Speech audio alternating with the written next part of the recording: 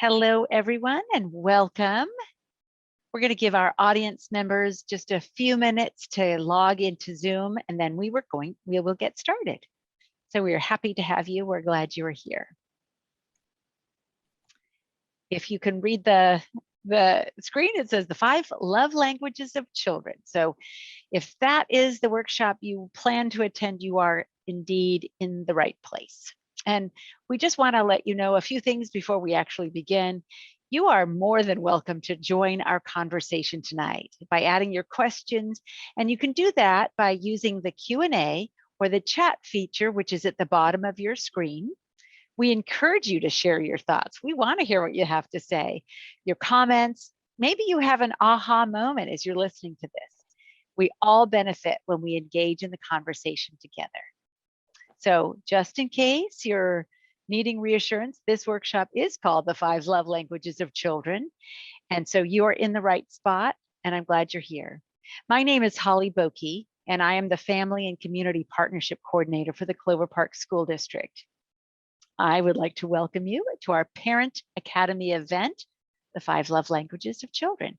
Now, you may not know what Parent Academy is, but Parent Academy is our opportunity to support families by partnering with our community to bring you information that informs, encourages, strengthens, and sometimes even entertains you. We believe that the more you know, the better you are equipped to support your student and your family. So our presenter for tonight's workshop is Jennifer Lascelles. Jennifer is a nationally board certified school counselor, and she's currently working at Meriwether Elementary School, which is on Joint Base Lewis McChord. Before becoming a counselor, though, Jennifer was a kindergarten teacher. She brings a wealth of teaching and counseling experience tonight, but she'll probably tell you that her best work was done by raising her 4 children. And she is also the proud grandmother of 3. So without further ado, Jennifer, thank you for joining us, and I'm going to let you take it away. Great. Thank you, Holly. Holly and I have known each other for a long time. I think that Holly used to visit me at my previous school at Oak Brook, and she had some great stories about some of the wonderful things that happened there. So it's really fun for us to be working together again, and I really am actually very honored to be asked to share some of my ideas and thoughts with you today about the love languages. I do not consider myself an expert.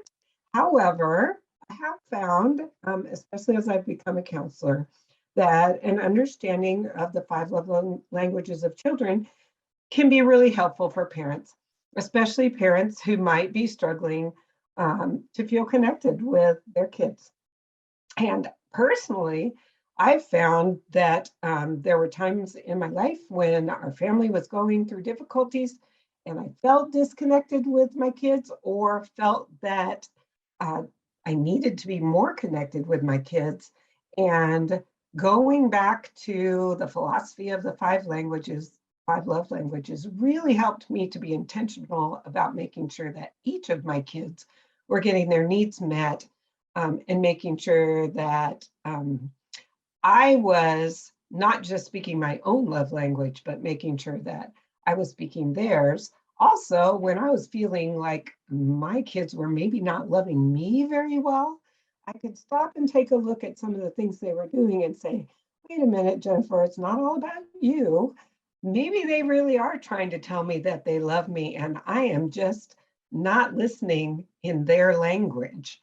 And maybe I need to relax and just receive the love that they're willing to give to me. And that took a lot of pressure off of me feeling like I was being a bad mom or something like that. So I hope tonight can help you. So I'm going to go ahead and forward past our first slide here in a second. There are a whole bunch of love languages books. There's one for teens, one for men, one for women, one for singles. But the original recipe for love languages was written by Gary Chapman, and it was written for married couples. And you can get this book just about anywhere. Every time I go into the Value Village, I always look at the used shelf and look for the 5 love languages of children. It's usually about $2. I always buy them so I can just hand them out like candy whenever a parent needs them. I also always buy the love languages of teens because If you have a child and you understand love languages now, you're going to want the love languages of teens later on, because when they start going to pre-adolescence and adolescence, the whole game changes. And you are going to want to know what the heck happened. Where did your child go, and how come love languages aren't working as well for you? And it really is quite simple if you can figure it out. So we'll try and touch on a little of that tonight.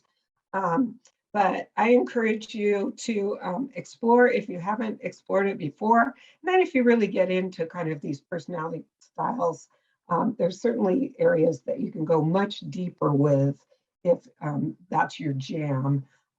I know one of my kids has really gotten into the Enneagram, and I've had a lot of fun studying with her.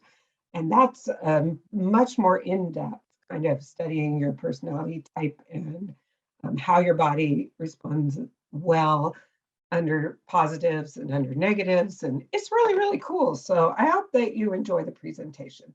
So the book became really popular in the 1990s. And kind of the philosophy is that we all love our children, but unless they feel loved, it's not received. Every child has their own special way of perceiving love. And no child can receive too much love.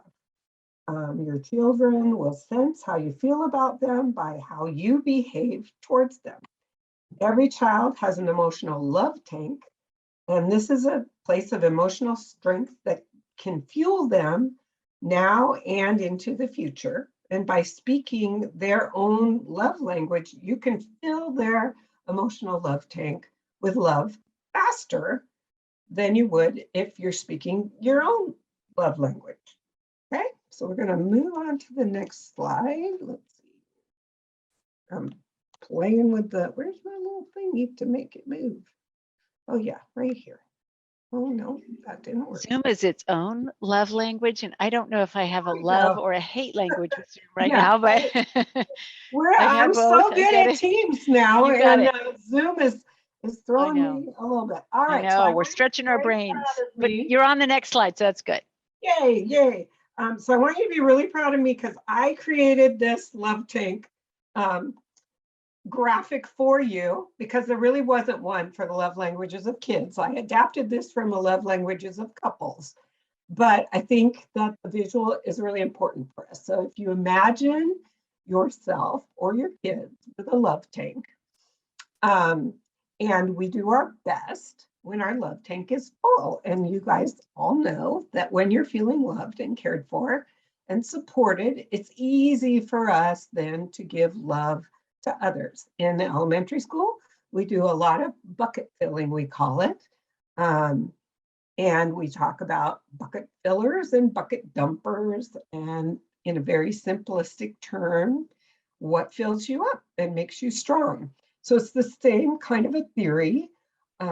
We fill our kids' love tank. We make them feel safe and secure and loved with emotional support and understanding and affection, reassurance, time together, consistency.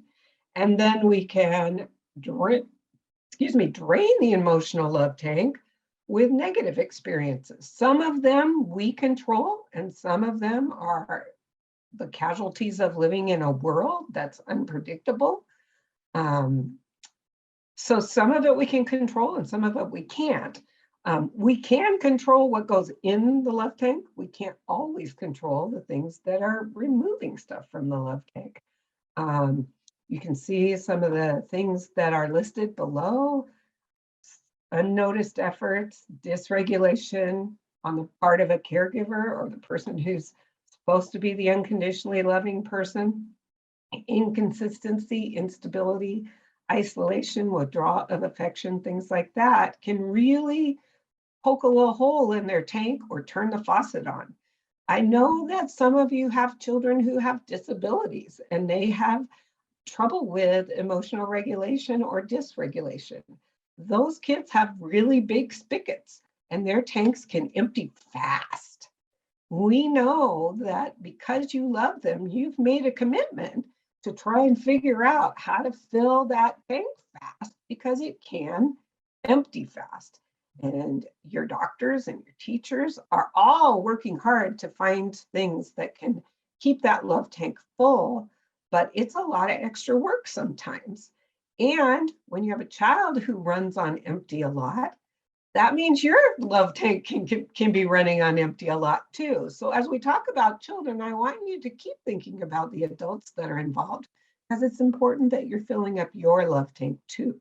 So all of this, we have to keep in mind that we all do better when we're feeling safe and happy and secure and loved. Okay, so let's see. The love tank term was coined by Gary Chapman in the original book for couples. And the desire to love and be loved is one of our primal instincts, as we're born as pack animals and we want to be in communication with other people. When our love tanks are empty, our worldview can become narrow and pessimistic. And it's important that we take action when we think our love tanks or the love tanks of our children are empty. When our love tanks are full, everything seems possible. We talk about that growth mindset. We talk about positive self-esteem. We see ourselves as being successful. And then our brain automatically reaches for those successes and seeks opportunities to prove us right. When it's empty and we're looking pessimistically, our brain is seeking opportunities to prove that right. And we can go down those wormholes and get into negativity. A child who receives love and support and companionship from their parents will have a more stable idea of their value and their worth. And then when difficulties do come along in life, which they all do, they're more resilient and they're able to bounce back when things are hard. A child who doesn't receive adequate or consistent love and support will likely feel confused and desperate for their need of love, and they might become emotionally unstable. All right, and I want to again encourage you, if you're having an aha moment, or if something I'm saying is like, wait a minute, that doesn't make sense. So an example I could give here is that I went through a divorce, and that was a very time of dysregulation for me as a mom and for my kids. If daddy can change his mind about wanting to be with you, can he change his mind about wanting to be with us? Okay, until I start hearing from Jennifer, I'm gonna continue on, because thankfully she provided us with some really great notes. So as you all know, that a well-loved child is ready to learn from teachers and parents, right? It's really hard to teach a child when they don't have good self-esteem. You know what it's like when you don't feel good about yourself. It's really hard to have a very positive perspective on the world. So you can't teach or discipline a child without that love foundation. And as Jennifer said, when she was a teacher, she would see her neediest children have that their love tank was just running on empty or empty. We are not ever saying that as parents, we know you don't, because we know you love your children. But there are times when we as a parent or we as a teacher may be speaking to a child in one language, but that child can't receive it. So we know they have parents who love them and teachers who want them to succeed, but they're not hearing what the child needs in order to feel loved and have their little love tank filled. So when they come to school needing to be loved first, once we do that, then they're able to learn. Often these parents and teachers are trying so hard, but it is like screaming in a foreign language, right? It doesn't help the situation at all. It's just not received, understood, and sometimes it can even be rejected. So you're here because you love your child. Maybe you're worried because you have already lost that connection, or you have a child that is just really hard to connect with, right? When you were a child, and did you ever feel like that's like someone just didn't get you? Or maybe you had an aunt or uncle or someone who totally got you, right? That's because they were speaking your love language. So the number one job of a parent is to meet their child's need for love. A child with a full love tank is a healthy, emotionally stable child. And all children need all love languages. So it's not, once you figure it out, it doesn't mean like, oh, well, I don't need that because that's not their love language. They may have that in varying degrees. One rings their bell, but the other one makes them feel good too, right? So it's not as if once you learn the love language, you'll only speak that love language to that child, because all of us need all of these things, maybe in lesser or greater degrees. Each child has a particular language that speaks the loudest to them and is the one they primarily are using when they speak to you. That's the other thing. How a child receives love may be how they speak love. It also could be different. I think I'm in that category. All right. Jennifer says she's almost back. So she'll just take over when she gets back. So we've got a short video, and I'm really hoping this works too, because that's another difficulty with Zoom, is getting that to work. This is a short video about the 5 love languages. So the thought is that a well-loved child has a full love tank, emotional health. This child will have less behavior issues, less need for peer and teacher attention, and they're not as influenced by peer pressure. So all of these are great things as a parent, right? That's what we want from our kids. And the reason is because you filled them up. They feel good. And then they have less need to seek that elsewhere in the world. If you imagine your child as a little sponge, right? Do you remember when they were first learning to speak and they would just watch your mouth move and they were just absorbing so much? Well, they still absorb things, but it could be good influences or bad. And so we want to fill them, just like filling a sponge with water. We want that little love tank to be so saturated with love that they don't have the need elsewhere. All right. Let's see if we can play this. Oh, wait, Jennifer's coming back. Are you back, Jennifer? I think we're going to try to play the video and see if that works. All right. I'm going to click on that. Oh, and I'm not sure how you set that up. I don't see a place to start this video. You have it as a YouTube channel. I think I might have to. Can you hear me, Holly? Yes, I can. We're at the video. You should be able to double click on the picture, on the 5 love languages little picture thingy right there.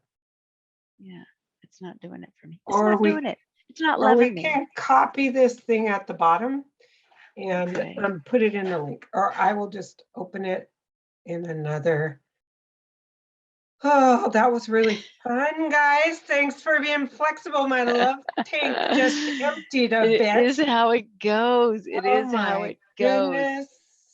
You know, we may not get that video. I can't get there, but I'm okay. Well, that one was just an overview of, and I don't know how I'm going to get everything I was looking at up. So I'm going to my paper copy now.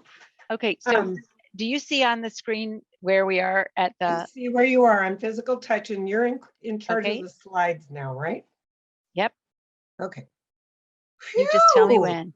I saw some chatting. What y'all been talking about while I was gone? Well, a lot of it was, can you see the notes? Can you not see the notes? Can you see the screen? Where, as I was trying to figure it out. I am so sorry. I don't know what happened. My computer. The connection. I have a suspicion. I think the plug that I am plugged into might have been one of those that works with a light switch, because we have a really old house, like 1960s house. Yes. And I think I had the light switch off, so you would not be looking at this blaring fan in the mirror. And I have a feeling that my battery might have died. So anyway, and then the other computer wouldn't let me have sound. So we just had a little battle here. I think you saw my husband for a while. Anyway, So I think if I look back through here, what I skipped, we were talking about the love tank. I wanted to make sure, I'm not sure that Holly could see the notes, but I could see the notes, and I think this is, so if you would just do the. so did you talk about how at school, Mhm. if a child doesn't have a full love tank, it's really hard for them to learn, and especially to be redirected or retrained. At home, it's really hard to discipline a child or retrain a child if their love tank isn't full, because every attempt to retrain or redirect feels like another emptying of the love tank. And so they can feel abandoned. So before you can retrain or discipline or teach something that's hard, that love tank has got to be full in order to be effective. Otherwise, those difficult tasks of learning and growing that sometimes hurt, growing pains, can last forever, and it just becomes a battle. And so that's why it really helps to know what you're dealing with and what you're looking at. And it's really important to know what the love language is, and that means you also know what the hate language is. And so keep that in mind. We don't call it the hate language, but it kind of is the hate language. So the number one job of the parent is to keep that love tank full, to have an emotionally stable child. You guys came today, maybe for different reasons, but you're here because you love your child. Maybe you're worried because you've lost connection with one of your children.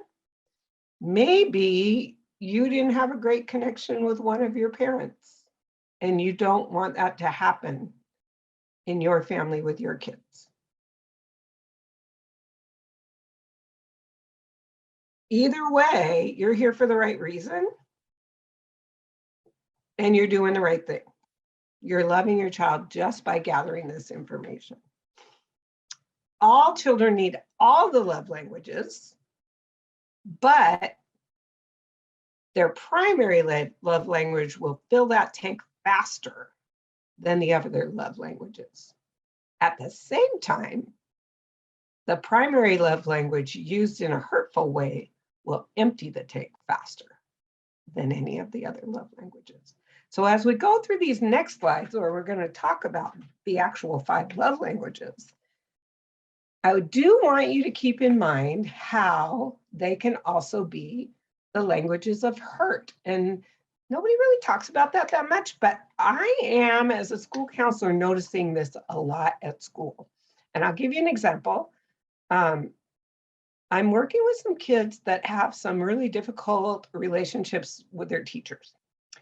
And it's manifesting as being disrespectful and disruptive in the classroom. And, 90% of the kids in the classroom are responding to the teacher, but for some reason, these ones aren't. And yet, when I take these kids out by themselves, they're fine when they're with me. And I'm not understanding why there's this level of disrespect that's going on in the classroom. And with one of them in particular, I have discovered that his love language is definitely words of affirmation. And he has a disability that causes him to be very wiggly. He's also gifted, so he's probably smarter than me and the teacher. And he enjoys letting us know when we are not correct or inaccurate in our perception of things, and letting us know when we are asking him to do remedial work or work that is not, that is repetitive and boring. And the teacher sees that as very disrespectful and has some heightened emotion when that happens. So she's doing a lot of redirecting and correcting and calling the mom and telling him that she's going to call the mom. When I realized that his love language was words of affirmation, I automatically could see where the broken relationship was, because this teacher has a great relationship with the other kids. But because she's verbally saying out loud in front of the class over and over again, reminding him of the negative behavior instead of the positive behavior, the relationship has been broken. And in order to heal that relationship, we got to focus on the good things that he's doing and find nonverbal ways to work on the things we want to change. So that's an example of how you can notice how if you use the love language in the wrong way, it can empty that tank really fast. So let's talk about physical touch.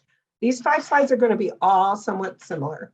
They're going to have this little, and I'm admitting to you guys, I didn't create any of this myself. I stole it from everybody. Go to the internet, you'll find this stuff, because I'm not smart enough to make it up myself, but I'm smart enough to steal it and put it together and use it to help people. So that's my job. Physical touch. So you'll see each of them have the love language. They have what it looks like, how we communicate it, and then things to avoid. So take a second. You probably have, while I was talking, I was probably just over talking here. But just look at those things. Is there anything there that is surprising or new to you that you want to put in the chat? Holly's looking at that. I don't want to just read everything to you.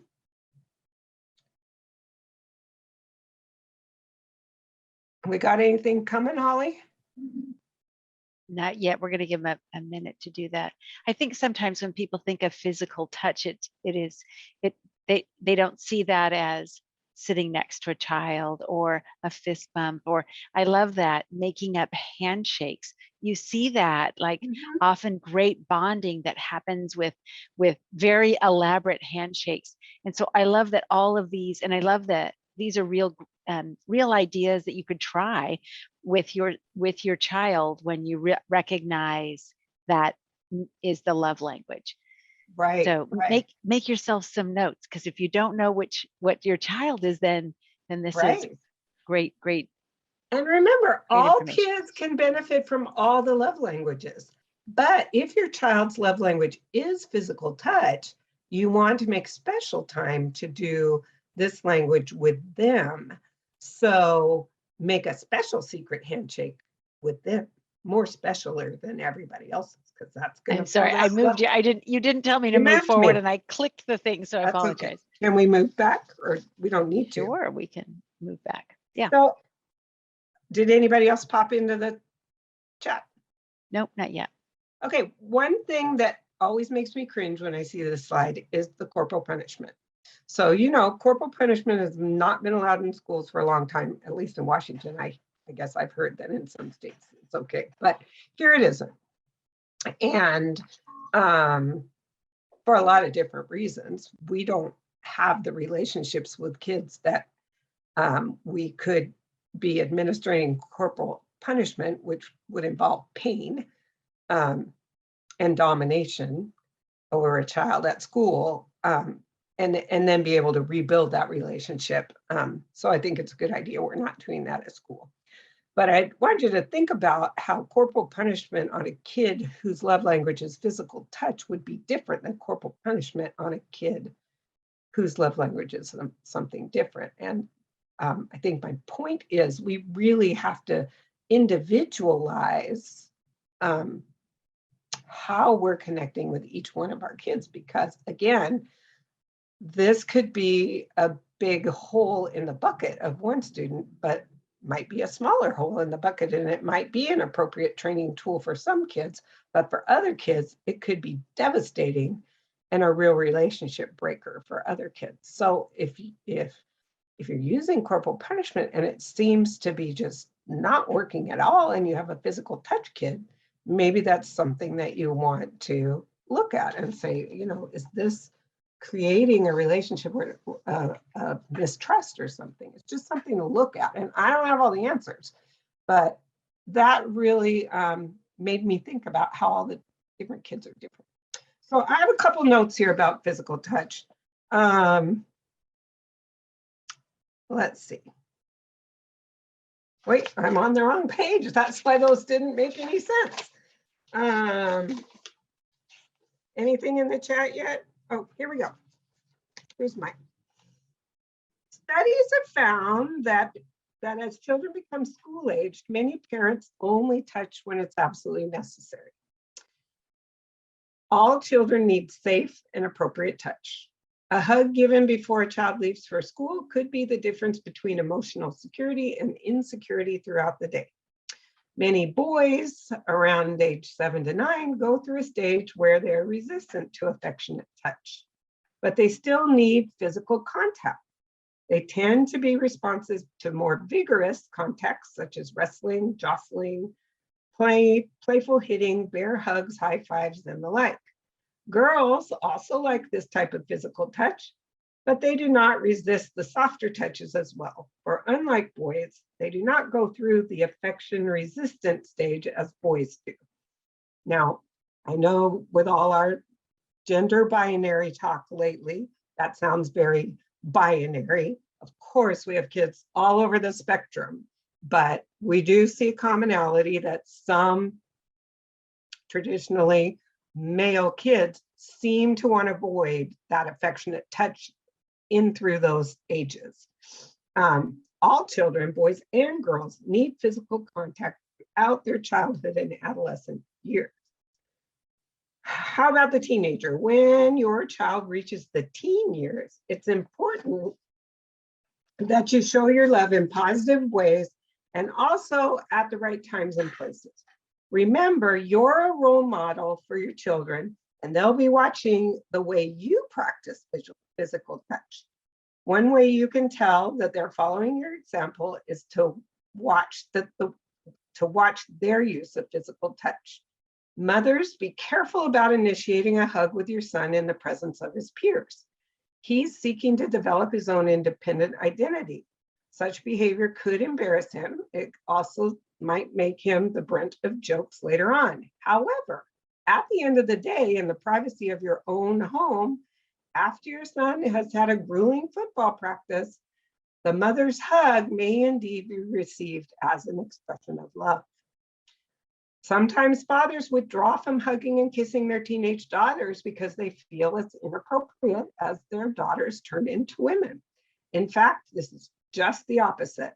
A teenage girl needs the safe hugs and kisses of their father, and if he withdraws, she will likely seek physical touch from another male, and it might be in an unwholesome manner. So, your kid might be a physical touch person if they are constantly in your space, if they want to be held and they want to be cuddled and they ask for hugs and crave closeness. Snuggle them often, hold their hands, make moments to give physical attention. Use proximity when you're training them. Don't try and discipline them or train them from far away. Get close.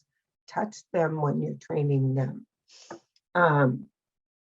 Encourage and allow physical play. I'm not a physical touch person, and when my kids and my grandkids would get wrestling around the house and throwing things, it would make me ugh. I had to make a space in my house where it was okay to throw the couch cushions and knock the pictures off the walls, and I had to let it go because I couldn't stand it all the time, but there had to be a safe place to do that because they needed it. And so make a space where it's okay for them to have that physical touch if you have a person who needs that. Keep filling that love tank even if they don't show signs of needing it. And for teens, I'm trying to add a little touch from the teens book. So the thing that changes with teens is they become completely focused on their peer relationships.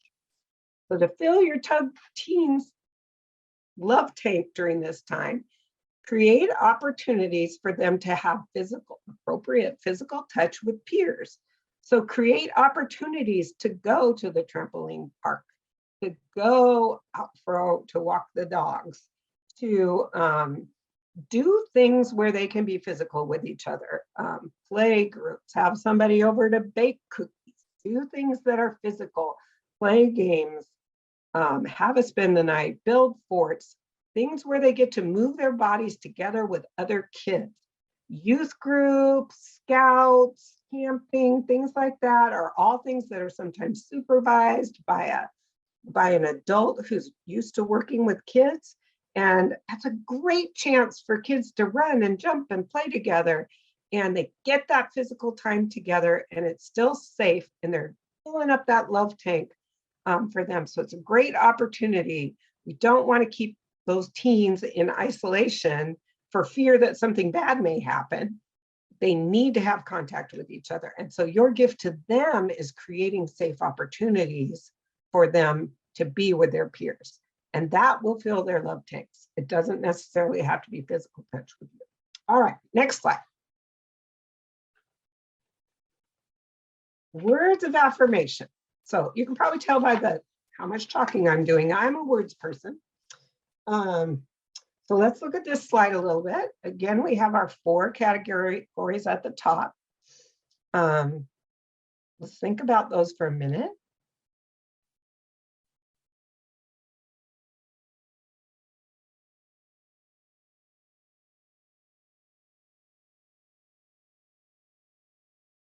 Anybody have any aha moments in the chats? And I didn't really give people time for the physical touch ahas. I will share an aha just at my house. My daughter, oh, Amanda, please put it in the chat. I don't have a way to unmute you. I'm so sorry. I wish I did, but I don't. So put any question, thought, aha in either the Q&A or chat, and I will happily raise it and bring it up. My daughter had a big jar, like, you know, you'd see a candy jar or something like that. And there's all this paper in it. And inside were little scraps of paper that maybe someone had written something nice on a paper, you know, good penmanship or whatever. She would tear it off or cut it out and put it into this. And I asked her about it, and she said, when I have bad days, I will go in and I will start reading everything that people wrote to me or said to me. And I realized then, and she'd been saving them for years, and there would be like a note that I put in her lunch or something. All of those things were saved. So sometimes you will find out how, you know, just because of what they do, like check the pockets of their pants. If there are little notes that said, you know, you're not, whatever, that may be your clue that your child is a words of affirmation child. Mm-hmm. And paying attention to how they tell you they love them. Is this the child that writes you a birthday card that's more than happy birthday, mom? Is this the one that says, I love you because, you know, you always clean my stinky underwear or whatever? They really put thought into something special.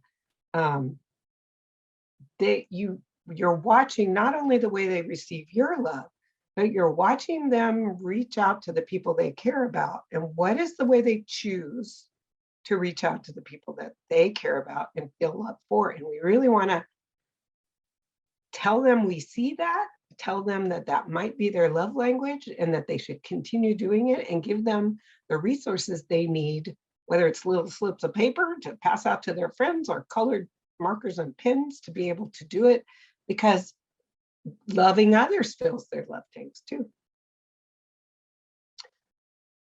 Did Amanda put anything in the chat? I don't see that yet. Okay, maybe I would love to unmute people. I don't have that capability. Hard. That's another bummer of Zoom. But yeah, it is. So your kid might be a words of affirmation person if they like light up every time you give them positive feedback and their chest like puffs up and they stand up taller. Words of affirmation is the power of encouragement, and to encourage means to instill courage. Just using those positive words are instilling bravery and strength in your child long before kids can understand the meaning of words. So we're talking babies here. Children receive emotional messages because children tend to think concretely. So it's either you like me or you don't like me. We need to help them understand what we mean when we're expressing our love with words. So the words "I love you" take on a greater meaning when the child can associate them with your affectionate feelings, your physical closeness, your tone of voice, your gentleness and your mood, your sense of caring, and your emotional warmth and love. The biggest enemy to encouraging words is anger and your tone. The words mean nothing if all those other things, the proximity and the voice and the tone, have changed. Then it becomes very confusing for a words of affirmation kid, and they can stop trusting the words that you're saying if they are not genuine. So we have to be very careful. And when you are angry, you have to use honest words and say, "I'm really frustrated right now. I love you, but I'm very frustrated." Don't say "I love you" with a frustrated tone, because they're going to be completely confused by that. And then they're not going to know what to believe and what to trust, and they can get very, very confused by that. It also teaches them the idea of emotional regulation, and it's okay to be upset, but we use our tools to get back to the place where we can be calm, and we don't hurt people when we're upset. So that's another whole lesson. Next seminar, hopefully the computer won't turn off. Anybody see anything from the chart that we want to draw out? Again, we want to encourage kids to use their love language. Practice speaking softly. I'm a very loud person, and I have to leave little signs up when I'm in front of the class. If you lower your voice, they will lower their voices. Even though shouting at them to be quiet makes so much sense.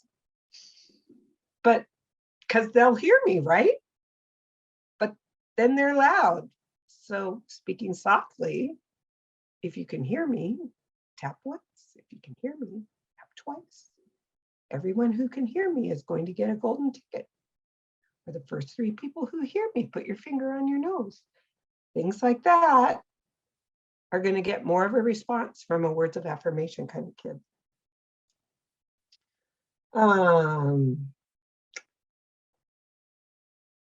Compliment them on how they make you feel loved and how their words make you feel, and the power of their words.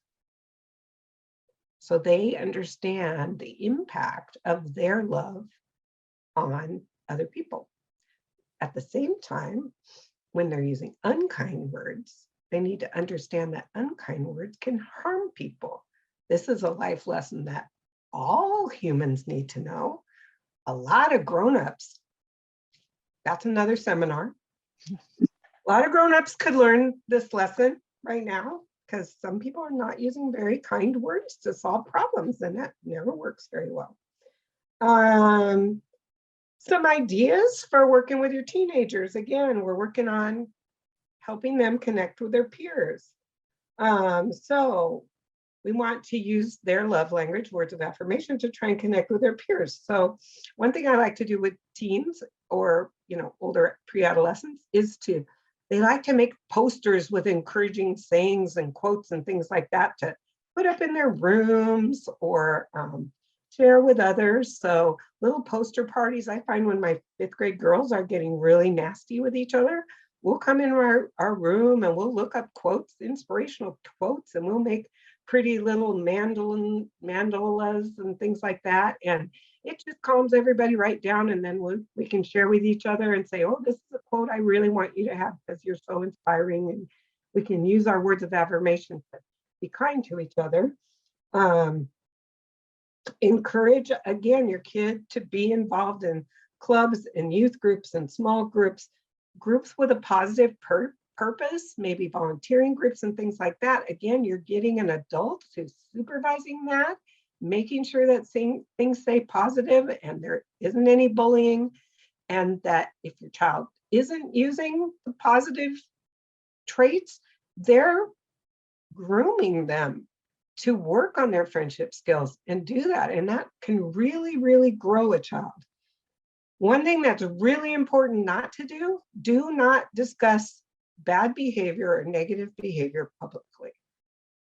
For a words of affirmation kid, that will drain the bucket fast. They become very fearful of how you really feel about them. Even when you're super upset and frustrated about an event, save that for a time of privacy.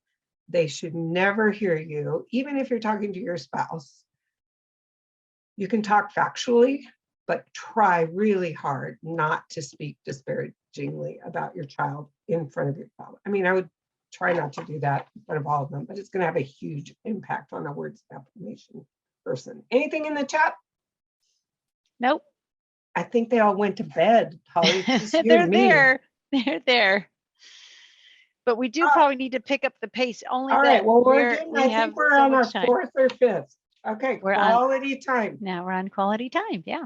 Quality time. This is a fun one. So this is the child that says, watch this all day long. And you're like, I'm trying to watch this. And you're trying to do everything else. It's really hard. This child just wants to be with you and spend time with you. And they would really like some undivided attention. Sometimes these are our middle children who are feeling lost in the shuffle. So they got drug along as baggage when they were the second child, and now maybe the third child is around, and they never get a moment alone with you because the other one's always hanging around. Really important to make a few moments of undivided attention. It doesn't have to be a big event, but one of the rewards that I make for kids who do great things at school is 10 minutes of game playing with mom or dad, and brother and sister can't be in the room. And mom's phone can't be in the room. And it's only 10 minutes, but that is a treasure to a kid who is always dividing attention with mom and dad.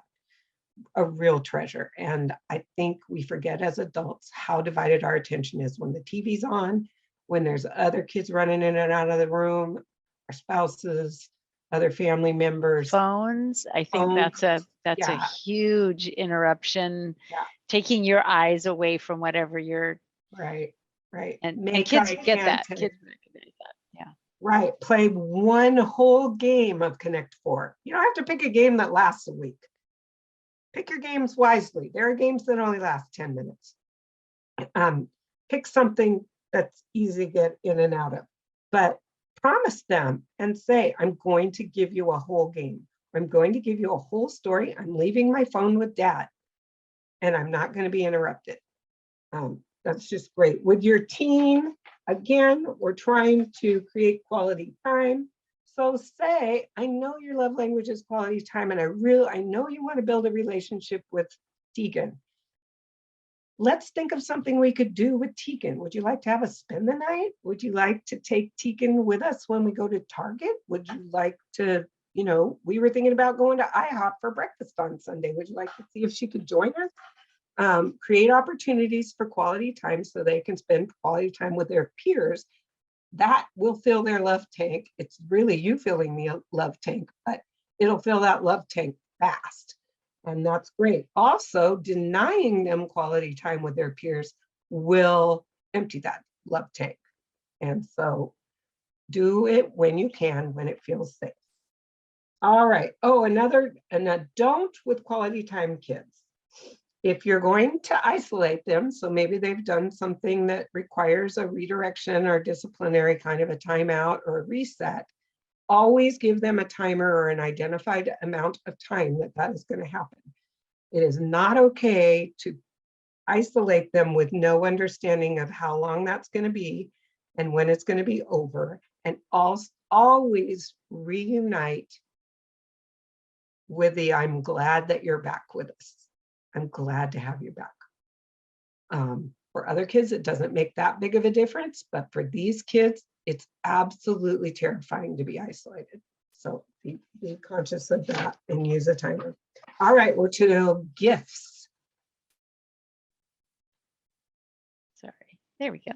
All right, these are for the children that carry worms around in their pockets because they want to show you dead worms that they've had for 5 days because Johnny found it on the Meriwether sidewalk when they were walking in from valet duty, and they put it in their pocket and they carried it for 5 days because they wanted to show you, because they know that you like worms in your garden. These kids, they were thinking of you. These kids remember everything they've ever gotten and who gave it to them and when it was. And they have little steel trap minds, but all these things they remember have meaning. It's not necessarily the trip to Disneyland. It's the little things that have meaning for them. And with these kids, it's the giving and the receiving that are important, not the gift itself. It's the sentiment. And sometimes people misunderstand this and think that this is the greedy child that always wants everything and wants gifts, but it's really not greed. It's the act of sacrificing something or giving something of myself to others. And I was thinking about you when I saw this. You are always on my mind, is what you're saying. I'm always thinking about you. Every time they see that thing, it's a reminder of how much they're loved, that little thing. So we need to make sure that gifts are not a payment for services. And I think sometimes I've noticed in my own family that sometimes, like, me and my husband or even the grandparents will be like, well, if we gave so-and-so a $25 gift, we got to give so-and-so a $25 gift. And we have to give so-and-so a $25 gift because for these kids, that's not the important thing. The important thing is it meaningful? If I like black and white pandas, it's more important that you get me something that says you know me and you love me than it is that I get a gift that's of the exact same value as my sister. I want to know that you saw me, you heard me, and you know me than anything else. And I don't even really care if I get it on my birthday. What I really want to know is that you're always thinking about me. So when you draw me a black and white panda on the cocktail napkin when you were on the airplane and bring it home to me, that says you were thinking about me. Or you saved something on Pinterest that had a black and white panda on it because you saw it and you wanted to show it to me. That says you were thinking about me, and it's very special. But don't forget their birthday. That's it. Oh yeah, it's very important that you don't forget Or their the anniversary or whatever it is, depending on yeah, and if that's this really is your hard spouse for some or of us. It's very hard for some of us. So yeah, that's why we're glad we have those automatic things. I have a great one for teens on this one. I mean, I think it should be obvious, but teens get caught up in that quantity versus quality thing. And so I think there's a lot of education in helping them as they're navigating their relationships with other teens, recognize that as people are offering their gifts to your teen, valuing them for the sentiment, not just for the dollar value, will help them feel more loved, and help them build those relationships, and then not feel so bad if they're not in a position to be giving the very expensive gifts that some families can afford. They need to feel proud about giving something sentimental. That's really, really important to be able to do that and speak to people from your heart like that. So that would be a real gift that you could give. All right, we're on the last one, acts of service. I love this one. I learned more about this one while I was researching. So acts of service. Let's see, I summarized this thing. Does your child want you to do things for you, even if they can do it themselves? Children who have the love language acts of service feel like their parents love them more if you take the time to do something for them. They feel loved when your focus was on them and helping them with having a positive, not them having a positive attitude, but you did it with a positive attitude. So your child would think, my mom must have cared enough to physically devote her time and effort towards helping me. Therefore, she must really love me. The day that you found out you were going to have a child, you signed up for full-time service. So an act of loving service is an internally motivated desire to give one's energy to someone else. I will say, when my children were really young, boy, acts of service spoke volumes to me. Yeah. Because when you feel like you are giving or something like that, I mean, like, oh my gosh, vacuuming the stairs was like that act of service, was because it was one more thing I didn't have to do. So, but I will also say, just as your kids, you will find with your spouse or your significant other or even friends, over time, your love language may shift a little, Yes. change Yes. some. Mm-hmm. Although I do still love a good someone to vacuum my stairs. Well, what it really boils down to is someone giving their energy to help you fill your love tank so your energy isn't so depleted. As parents, we've already said, I'm going to love you no matter what. I'm going to do everything I can no matter what. For these kids, the thing that hurts the most is when they are asking for help and a parent is, and it's a chore. That's different from saying, this is your responsibility. It's your school project, or that's your chore and you need to get it done. But keeping a positive attitude about it and say, make a deal, when you get the first half of the bedroom done, I will come in and help you with the sheets, or make a compromise, whatever. You got to keep it positive. But feeling like them asking you is sucking more energy out of you, that's where it becomes emptying the bucket. Like them asking for you support is taking more energy for you. That's heartbreaking for them. They want to know that your energy supply is available to them when they need it. And so that was a new perspective for me. Of course, we want to get these kids who see that as a love language, we want them to get pouring that out on other people because they're good at it. And when they love other people, that's going to fill their love tank too. So we want to verbally acknowledge when they're volunteering and putting their energy. These are the kids who, have the little play wheelbarrow and rakes when they're little kids and they're out there digging in the garden already. And we go ahead and give them a little project. We give them the tulips to plant. We let them water the plants and we praise them and tell them how that makes a difference for us, how that fills our bucket and gives us more energy so we can do more for them, and help them see how that cycle works when we are always filling each other's energy buckets. And so I think it's a really important one that's often overlooked and maybe not rewarded enough. So we maybe extinguish it in kids because we don't talk about it enough. So my last slide is this. And if you look down at the bottom, I've got the URL in there. This is a website you can go to that actually has an automated quiz. And when you click on it, it says, are you a man, a woman, or a teen, or a kid?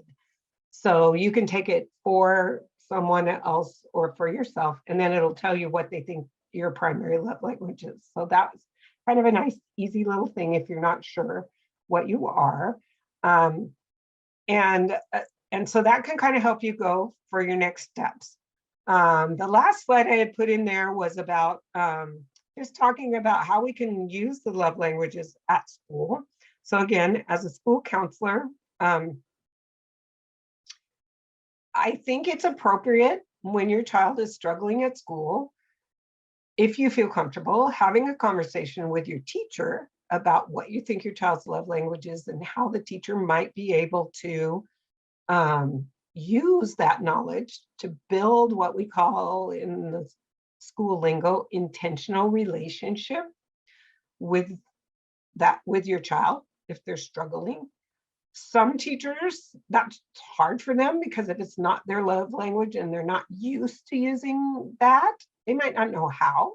And if that's the feedback you're getting, then ask if you can meet with the school counselor, because all of us are trained enough to be able to, we may not call it love languages, but we are trained enough in understanding how to support kids. And we also know that kids that aren't connected to their teachers in a way that they feel safe and happy in the classroom are not going to be as successful. And our job is to delicately remove barriers that are keeping kids from being successful. And we can do that in a way that doesn't make a teacher angry and doesn't make a parent angry. And everybody ends up winning. And that's a great thing in the end. So it can be a hard conversation to have, but it's an important conversation to have. So if you're one of our parents, one of our parents even said, I think this is wonderful information. We should do this for teachers. And I know some schools have done it actually as a kind of a professional development, but I said we would certainly look into it. We do something called Teacher Academy or is it Teacher Academy? There's Teacher Academy, and I think there's Summer Institute where there's opportunities to take different classes. And so, right. But I thought that was brilliant.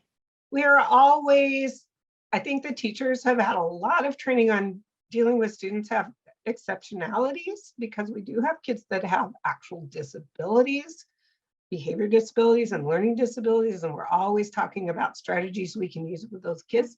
But we don't always look at just simply the love languages, and that may just not be the way to talk to this kid, not talk verbally, but just to connect. We, in our focus on SEL the last couple of years, has it been 3 years now, Holly? We've been focusing on SEL? I think it has been 3 years. I don't know, the pandemic, I've lost time. The pandemic has really messed me up, but I think we've had second steps for 3 years now. The idea of building an intentional relationship, which is what we call taking the time to make sure the teacher's relationship with the kid is strong and the kids' relationships with each others within the class are strong and healthy, is really at the top. Our work with David Lewis, other people we brought into the district, it just shows that kids do better when they feel comfortable and safe in their classroom. And for some kids who have extreme disabilities or behavior issues, that's going to be more work and more effort. But we're the grown-ups. So we're the ones that should be making the first changes. That's our job. They pay us to help kids learn. So we do that. And we keep working until we figure something out. So that's what we're supposed to do. So we can do that. And this is a very simple way to do that. And the nice thing is it's very universal. So you can take it as little or as far as you want to. And then if you want to really dig deeper, there's Myers-Briggs and all other kind of personality stuff that you can study and get better at it. But I have found as kind of a baseline thing, when I have parents that are really feeling disconnected from their children, this is a great place to start. And so even if you have a great relationship, it makes it better, right? It's like you may be, I think it's very common for adults to speak the language that they receive. Mm-hmm. So if you're a gifts of service receiver, then you're doing these things for your kids, but it may not be filling their bucket. They're filling their love tank. And so sometimes it's a aha about you that you'll get. Mm-hmm. And so I think that there's a lot of learning, and it's a fun, you can take the quiz, hand the book over to your sister, have her take the quiz, your mother, your spouse, your significant other. It's easy. My poor husband, I come home every day and I sit down and spew what he calls my 10,000 words. And he just sits because he's not a words person. That's not his thing. And then I get on the couch and put my feet on his lap, and so that we're physically touching each other, because he's a physical touch person. And I'm too tired to be like, that kind of touch. But we just need to be physically connected for him to feel loved. And it's so funny because like tonight, my daughter was home with my grandson, and he's like, oh, thank God I don't have to listen to the 10,000 words tonight. She will. She's a words person too. But it's like, that's one of the things we've learned to take care of each other is I need time to get my 10,000 words out when I get home, because my job's a little stressful at times. And he's been working hard physically all day. He needs some touch to know that I'm here with him. I don't want to be touching anybody else, even though touch isn't my thing. He needs to know that we're secure in our relationship. And I have a 27-year-old son who's been dealing with a lot, has had some bumps in the road emotionally lately. He's a big, big boy, a lot bigger than me. When he hugs me, he can kiss me right here on the top of my head.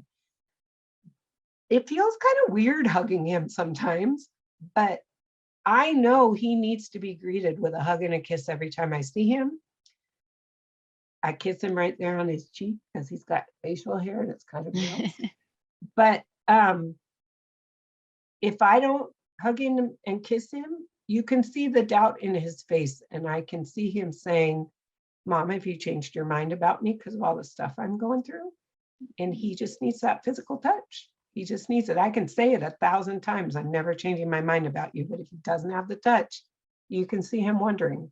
So there's so much more we could talk about. I'm so sorry for the glitchy computer stuff. I hope that we did enough. We made it through. Yeah, you know what? We did it. So Jennifer, thank you so much for giving your time. And I know took a lot of time that you had to put this together and organize it and everything. And I hope we've given our audience some things to think about and wonder about, and that you learned something about yourself and your family, because as I said at the beginning, the more you know, the better equipped you are to be able to support and love on your family. So we appreciate you for being here, Jennifer, and for our audience members, we really appreciate you. This will be put on our district YouTube channel if you ever want to rewatch any even with the glitchiness. Even with the glitchiness. Oh, maybe we should do it again sometime. See if we can fix that. But the idea is that you can watch it when you are ready, when you're able, or refer to a friend. And so it's always available. Just go to the district YouTube channel, Clover Park School District YouTube, and then under playlists is a topic called Parent Academy, and you can see all the different things we've done and help yourself. But right now, thank you for joining us. I hope you have a great evening, and join us for the next Parent Academy. Okay, great. Good night, everyone. Thank you, Holly. Thank you. I'm going to stop share and figure out. All right, now I can say good night. All right, good night. Oh my gosh.